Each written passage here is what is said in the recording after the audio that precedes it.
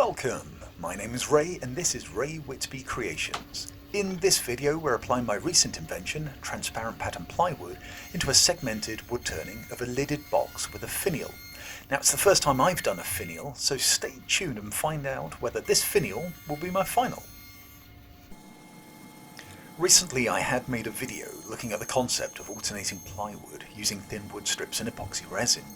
And now we're looking at applying that concept into 3D projects, namely a lidded box with a transparent pattern plywood feature. And before I get into the details, let me say to the regular viewers, thank you so much for your support with this channel so far. Your input and encouragement has been great.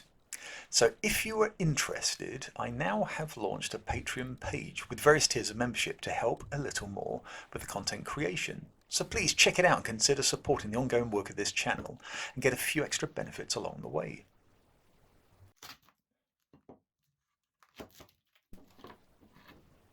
In this project I'm double stacking cherry veneer using shallow pore epoxy resin, which will help mitigate airs being released from the pores in the wood and also keep the veneers a little straighter.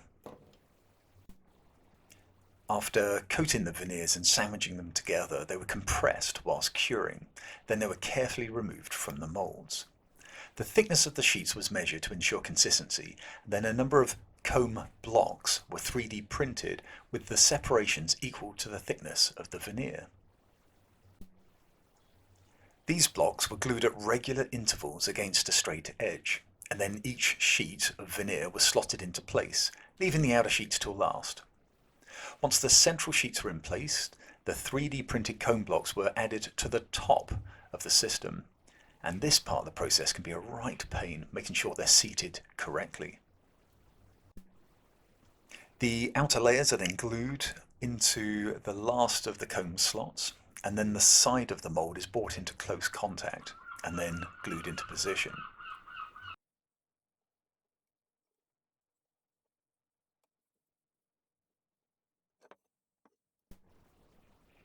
The whole process is then repeated for the other side, and I've added clamps to ensure that the pressure from the weight of the resin doesn't cause the walls to fall outwards. Plus the whole thing keeps the system in parallel as best as possible. When you see a project like this, do you think this isn't for me? Or do you think I can't wait to give it a go? Please let me know in the comments below.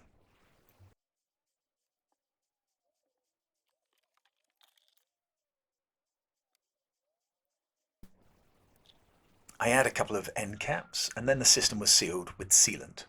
Once dried, the epoxy resin was mixed and it used a red dye to match the coloration of the intended wood for the lidded box. And this is slowly poured onto those separated layers of cherry veneer.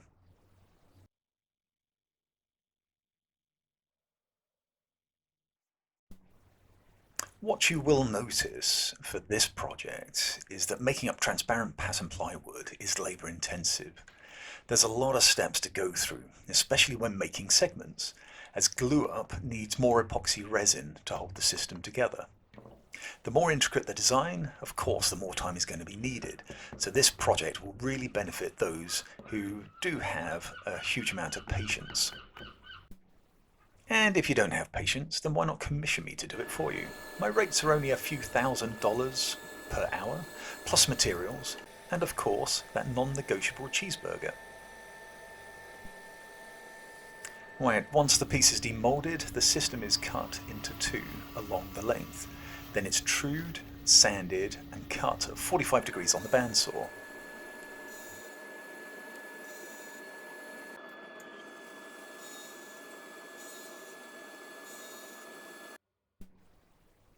All the pieces were then stacked to produce a chevron pattern.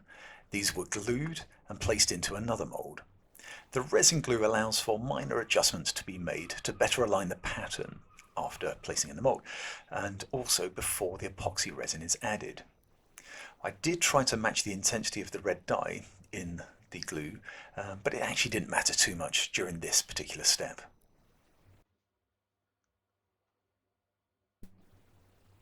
When making resin molds, I used to use a hot glue gun in order to construct them, but now I'm much more in favour of using a sealant gun. It's much easier to use, easier to avoid leaks, and far simpler to pull the entire mold apart after curing. You can see the effect of the transparent pattern plywood in the chevron pattern. But we're not finished here. The block has to be trued again, sanded, and then we'll cut it in half again.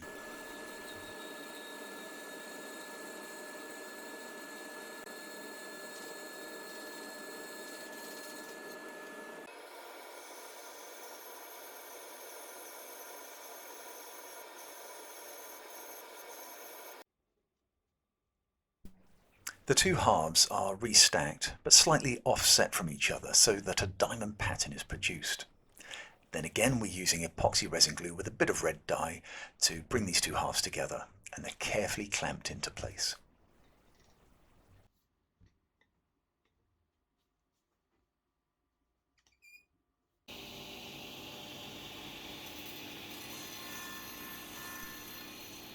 This step is crucially important to get right, as it differs somewhat from traditional segmented wood turning.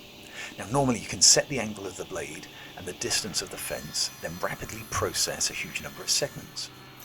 In this system it's necessary to ensure that the pattern, in this case diamonds, is retained as faithfully as possible. So after a lot of procrastination and calculations, I proceeded to trim the outer edge. The whole piece is then turned upside down and then passed through to create a segment. The diamond is centered in the center of each segment with a half a diamond to each side, so that when two segments are brought together you can see the continuation of that diamond pattern uninterrupted on the outside of the feature ring. Once all these segments were cut, it's back once again to the resin glue, liberally applied to the connecting surfaces and then held together with an elastic band. I put a weight on top and then just allow it to cure overnight. I think if I ever stopped to think about the number of steps required in such a project, I probably would actually be put off starting them. Plus having to make decisions on the go rather than in advance means a lot could go wrong quite easily.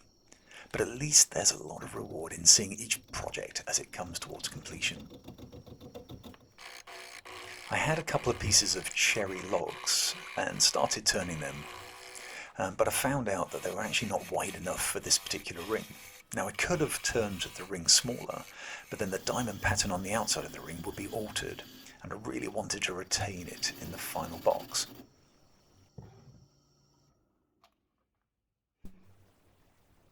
Instead I found some pine that was suitably dry, and it can be great in the right hands, but just not my hands perhaps. It's not my favourite piece of wood for wood turning because the finishing of it can be a right pain, but at least it is easy to turn. After creating a tenon, I'm adding super thin CA glue because of past experience of softwood tenons lead to flying art. But thankfully it's not always. With the thickness of the ring transferred onto the box, a channel can then be cut to the inner diameter of the feature ring. The channel cut in this manner will ensure the correct continuation of the pinewood grain. And I did at least remember to put a location mark on both halves before cutting the end off. Now, a normal individual wouldn't have a problem with this, but I do tend to forget some of these methods quite readily.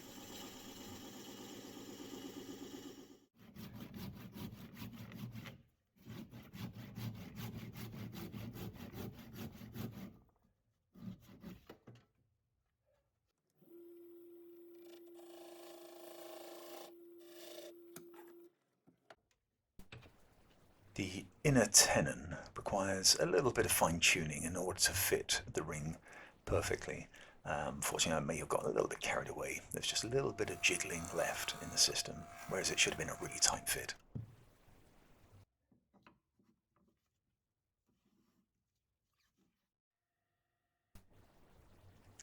Now we're coming on to the final glue up of the feature ring.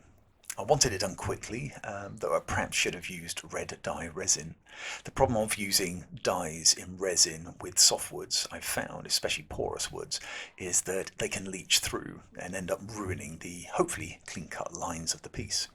Now, if you want to see how badly it can get, please check out this video. It was one of my first attempts at a segmented helix wood turning. And the leaching of the dye was pretty awful.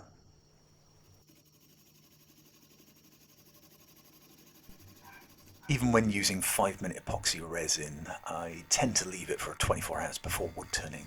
It saves having to play catch with your project.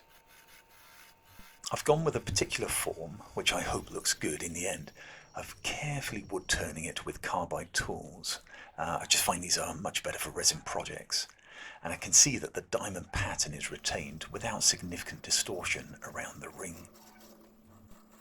My least favourite part of the process, the hollowing, which I can find harrowing, except for the drilling, which can be thrilling.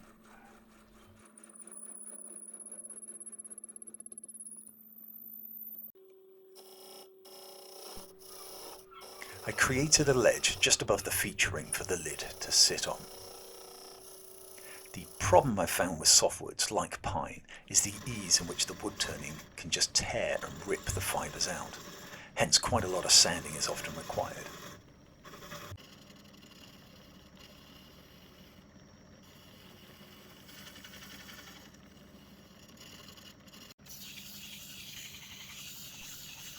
I've gone for nothing too fancy, nothing too thin, just a basic shape, as I really wanted to see what the effect of the segmented transparent pattern plywood would be. If you don't like the idea of calling it transparent pattern plywood, could you please let me know in the comments down below what an appropriate name for it would be? Something like epoxy ply? The surfaces are dry sanded to 240 grit, then they're sealed. From here, the whole piece is then wet sanded to about 3000 grit, and then applying a final polish.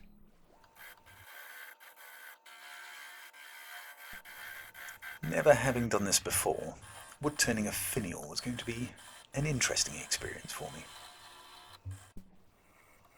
It did actually leave the lathe at one point, but I managed to thankfully get it back on there and finish off the wood turning. I'm sure I've seen these steps used before, so hopefully I am repeating them correctly. I was using Jara wood here, which for me wasn't great. Onto the lid. I'm using some scrap pine that I got in the workshop. The first thing to do was to establish the width of the piece to fit on to the box.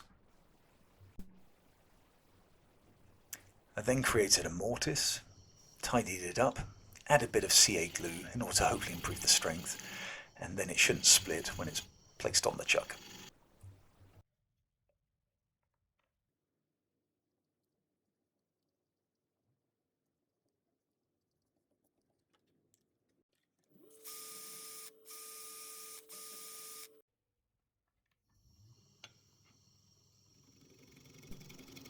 I decided to go for a shallow curve to the lid, hoping that it would only just peek above the rim of the box.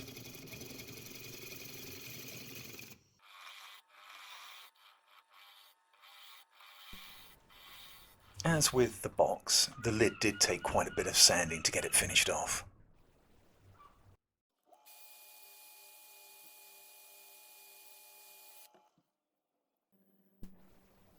With a little bit of drilling, the lid is done. I can then place in the finial with a bit of ordinary wood glue.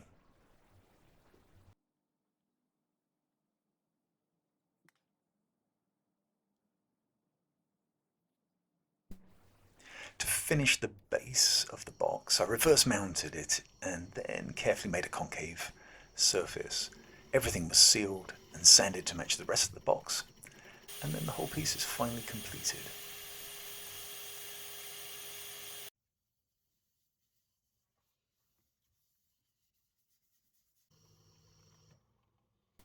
So let me know what you think of it. To me, I think the finial doesn't look quite right. It probably should have been thinner, maybe shorter, or maybe just thrown in the bin. The segmented transparent pattern plywood works well as a diamond ring pattern, and placing a tea light inside with the lid on really shows the effect coming through. Now it is a concept piece, and it was really to try to test how well it works. And whilst I'm not completely blown away by the entire effect, I can at least see the potential of such an idea in the hands of a good wood turner. Thanks so much for watching. Please don't forget to check out my Patreon page, and I'll catch you next time. Take care.